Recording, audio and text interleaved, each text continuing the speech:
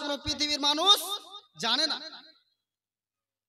মানুষ কোথায় মৃত্যুবরণ করবে এর ক্ষমতা একমাত্র আল্লাহ পাক রব্বুল আলামিন জানেন, একমাত্র আল্লাহ পাক রব্বুল আলামিন রাখেন, তাছাড়া কেউ রাখে না।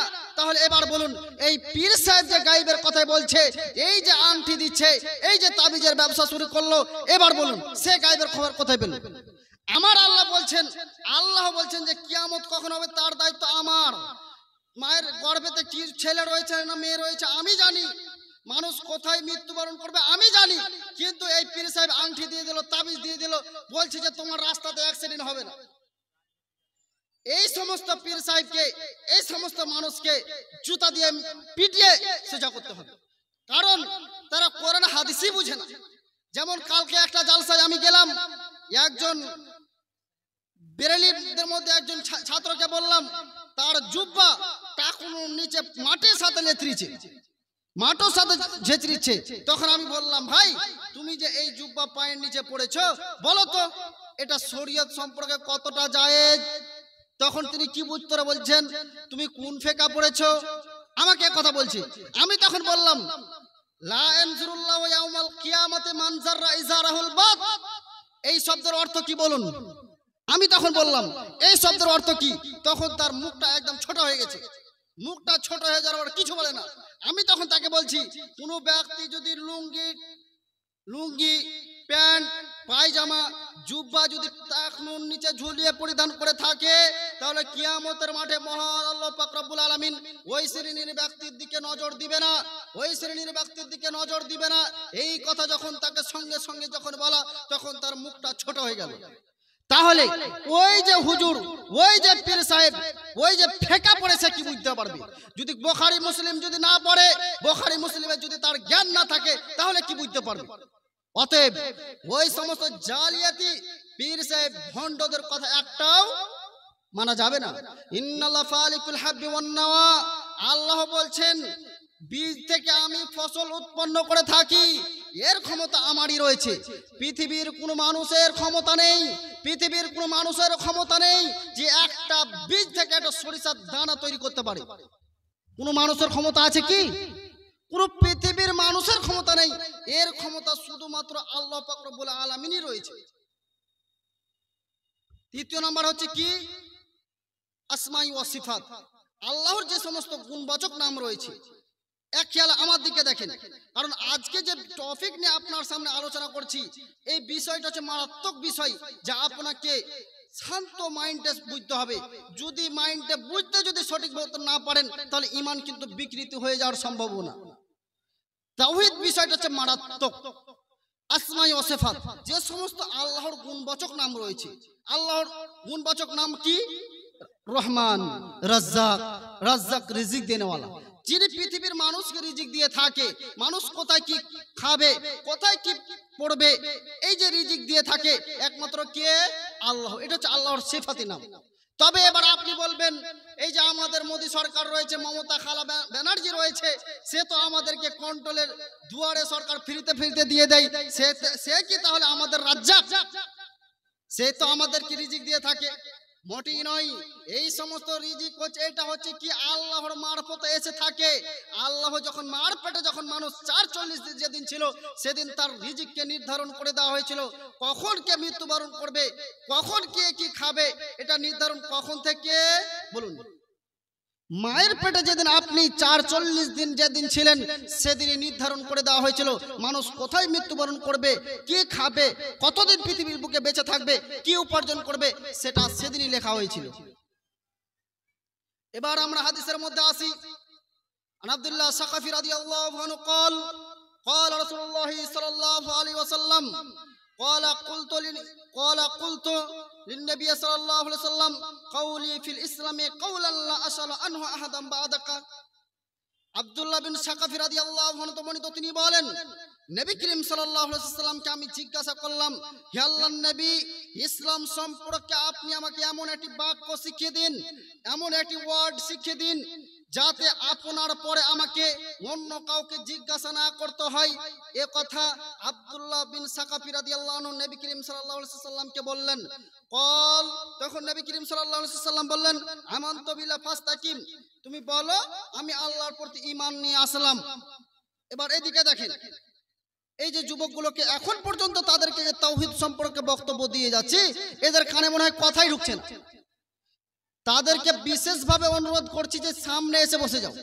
কারণ আপনি যদি সামনে না বসবেন তো জালসার আয়োজন করেছিলেন কেন? এই যে এখন পর্যন্ত যে সমস্ত সার্কেস মেলা তৈরি করা হয়েছে, যে সমস্ত জালসার কমিটি রয়েছে, তারা যে কি বুঝে যে সমস্ত আজকের রাতে জেনা ব্যভিচার হবে এর দায়িত্বে কারা হবে? এই কমিটি হবে। কারণ আমি যখন আসলাম তখন রাস্তায় দেখা যায় না এমন পরিস্থিতি। এর দায়িত্ব হচ্ছে এই কমিটি, এই অযোগ্য কমিটি। এই কমিটির যদি বুদ্ধি হতো, জ্ঞান থাকতো, তাহলে এই সার্কেস বসতে দিত না, এই মেলা বসতে দিত না। এখন যদি এই সার্কেস মেলা না বসতো তাহলে ওয়াল্লাহি আল্লাহর কসম করে বলে যাচ্ছি, ওয়াল্লাহি আল্লাহর কসম করে বলে যাচ্ছি, এখনো 5000 মানুষ এখানে বসে থাকতো, রাস্তায় এখনো 10,000 মানুষ ঘুরছে। এর দায়িত্ব কে? এই মাদ্রাসা কমিটি, যারা জালসার আয়োজন করেছে। অতএব যারা রাস্তাঘাটে এখন পর্যন্ত ঘুরে বেড়াচ্ছে তাদেরকে ঘাড় ধরে তাদেরকে এখানে বসাতে হবে। বাপ আপনি আপনাকে বসাতে হবে। তো কি বলছিলাম, আল্লাহর নবী বলছেন যে তুমি বলো আমি আল্লাহর প্রতি ঈমান নিয়ে আসলাম। কোন ব্যক্তি যদি আল্লাহ তাআলার প্রতি ঈমান নিয়ে আসে, অটল বিশ্বাস করতে যদি ঈমান নিয়ে আসে থাকে, তার দ্বারা অন্যায় কাজ হবে না। সে 5 ওয়াক্ত সালাত নিয়মিত আদায় করবে, শিরক থেকে বেঁচে থাকবে, অন্যায় কাজ থেকে বেঁচে থাকবে, ইয়ামুরুনা বিল মারুফ ওয়া ইয়ানহাউনা আনিল মুনকার, মানুষকে সদাচরণের আদেশ করবে, মন্দ কাজ থেকে নিষেধ করবে। এই যার মধ্যে ঈমান থাকবে তার মধ্যে এই গুণটা পাওয়া যাবে। কার মধ্যে? যার মধ্যে ঈমান থাকবে। এবার তারপরে হাদিস, আন আয়েশা রাদিয়াল্লাহু আনহা আন নবী সাল্লাল্লাহু আলাইহি ওয়াসাল্লাম বাসা রাজুলান আলা সারিয়াতিন আও কানা ইয়াকরাউ বিসসালাতিহিম ফায়াখতামু কুল হুয়াল্লাহু আহাদ।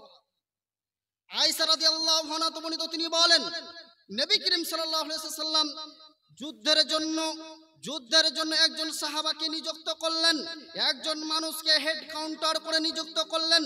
আও কানা ইয়াকরাউ বিসসালাতিহিম, যখন সে তার সঙ্গীর সাথীদেরকে সালাত আদায় করতেন, ফায়াখতামু কুল হুয়াল্লাহু আহাদ, তখন প্রত্যেক নামাজ শেষে কুল হুয়াল্লাহু আহাদ দিয়ে প্রত্যেক নামাজ শেষ করে। কি দিয়ে? প্রত্যেকের আমাদের জানা আছে কি? কুল হুয়াল্লাহু আহাদ, আল্লাহুস সামাদ, লাম ইয়ালিদ ওয়া লাম ইউলাদ ওয়া লাম ইয়াকুল লাহু কুফুয়ান আহাদ। আল্লাহর নবী যেই ব্যক্তিকে হেড কাউন্টার করে পাঠালেন, প্রত্যেক নামাজের শেষে এশার, মাগরিব, জোহর কোনো নির্ধারিত করে হয়নি, যখনই সালাত আদায় করাতো কুল হুয়াল্লাহু আহাদ দিয়ে শেষ করাতো। ফালাম্মা রাজাউ, যখন মানুষেরা নবী করিম সাল্লাল্লাহু আলাইহি সাল্লামের নিকটে চলে আসলেন, যখন চলে আসলো তখন নবী করিম সাল্লাল্লাহু আলাইহি সাল্লামকে এই সমস্ত কথাগুলো আল্লাহর নবীর সামনে বললেন। আল্লাহর নবীকে বললেন, হে আল্লাহর নবী, যুদ্ধের জন্য যে ব্যক্তিকে আপনি আমাদের সঙ্গে পাঠিয়েছেন সে তো প্রত্যেক সালাতে কুল হুয়াল্লাহু আহাদ দিয়ে শেষ করতো আল্লাহর নবী। তখন আল্লাহ নবী বলছেন, লা আইয়ু শাইইন, তাকে তোমরা জিজ্ঞাসা করো সে করছিল কেন এমনটা, তাকে জিজ্ঞাসা করো সে কেন এমন করলো, এটা তো কারণ থাকতে পারে। ফকাল, তখন তাকে জিজ্ঞাসা করা হলো সে এমনটি করলো কেন? তখন তিনি বললেন, লিআন্নাহা সিফাতুর রহমান আনা উহিব্বুল্লাহ, কারণ হচ্ছে একটাই, এই সূরা ফাতিহা পড়তে আমি ভালোবাসি, এই জন্যই ভালোবাসি যে তার মধ্যে আল্লাহর গুণবাচক নাম রয়েছে, আল্লাহর সিফাতের নাম রয়েছে, সেজন্যই আমি এই সূরাটি পড়তে ভালোবাসি। ফকাল, তখন আল্লাহ বলছে আহাবুল্লাহ, তাকে তোমরা সাহাবীরা তোমরা তাকে জানিয়ে দাও, তোমরা তাকে সুসংবাদ জানিয়ে দাও যে আল্লাহ তাকে ভালোবাসে, আল্লাহ তাকে ভালোবাসে। তাহলে এবার দেখেন, আমার দিকে দেখেন, যদি কোনো ব্যক্তি সূরা কুল হুয়াল্লাহু আহাদ পড়ে, এই পড়ার কারণে আল্লাহ তাকে ভালোবাসেন, ভালোবাসার মানুষকে কোনোদিন কষ্ট দিবেন? বলেন, আমি আপনাকে আল্লাহর রাস্তে ভালোবাসি, আমি কি চাইবো যে আপনার ক্ষতি হোক? ঠিক কিয়ামতের মাঠে আল্লাহ আপনাকে ভালোবাসবেন কিসের কারণে? এই যে কুল হুয়াল্লাহু আহাদ বললেন, এর কারণে আল্লাহ আপনাকে ভালোবাসবে, এই ভালোবাসার কারণে আপনাকে জান্নাতে দিয়ে দেবে। সুবহানাল্লাহ। শুধু কি তাই? এই দেখেন, শুরু কুল হুয়াল্লাহু আহাদ এর এতই ফজিলত, রাসূল সাল্লাল্লাহু আলাইহি সাল্লাম বলেছেন, কোন ব্যক্তি যদি কুল হুয়াল্লাহু আহাদকে 3 বার বলে, 3 বার পড়ে, গোটা কোরআন খতম করার সমান নাকি পাবে। তাহলে এবার বলুন, আপনাকে একটা নির্দিষ্ট টাইম বার করতে হবে, নির্দিষ্ট টাইম বার করতে হবে, নির্দিষ্ট টাইম বার করে কমপক্ষে তো সূরা কুল হুয়াল্লাহু আহাদকে 3 বার পড়তে পারবেন। এবার দেখেন, সূরা বাকারা যদি পড়েন, একটা ওয়ার্ড পড়বেন 10 নাকি, কয় নাকি? 10 নেকি। তাহলে কুলু আল্লাহু আহাদ কি যদি 3 বার পড়েন গোটা কোরআন যা পড়ে নেকি হবে।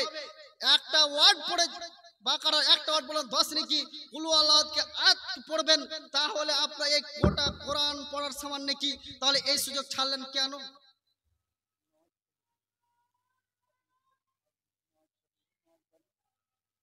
এই যে অফার ছেড়ে দিলেন, এই অফারটা ছাড়ার কারণ কি বুঝলেন না? সে রাসূল সাল্লাল্লাহু আলাইহি ওয়াসাল্লাম আরো ঠিক বলেন যে আয়াতুল কুরসির ফজিলত অনেক।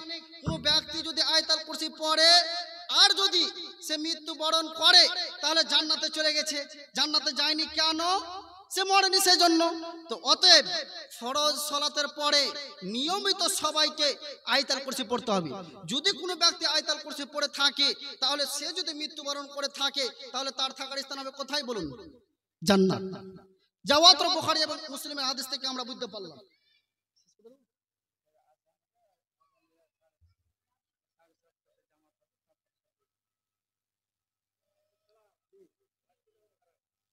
তো মহান আল্লাহ পাক রব্বুল আলামিন আমাদের সবাইকে এই সমস্ত কথাগুলোর প্রতি আমল করার তৌফিক দান করে, তাই সকলে আমিন। আর আমাদের এখন আজান হবে 7:15, 7:15 আজান হবে, 7:30টায় জামাত, তারপরে আমাদের প্রোগ্রাম চালু হয়ে যাবে ইনশাআল্লাহ। তারপরে আপনারা এই ইশারে 7:30টার পর যে যেখানে থাকবেন শীঘ্রই আমাদের ইস্তাহারের মূলক যে বক্তা রয়েছে তাদেরকে একের পর সিরিয়াল ভাবে উঠানো হবে। তো যার বাড়িতে যে সমস্ত কাজকর্ম রয়েছে ছেড়ে দেওয়ার পরে 15 মিনিট পর আপনাদের সবাইকে চলে আসতে হবে, কারণ সিরিয়ালি বক্তা আপনাদের হ্যান্ডবিলি বক্তা উঠানো হবে, তাই আপনারা সবাই চলে আসবেন। আসসালামু আলাইকুম।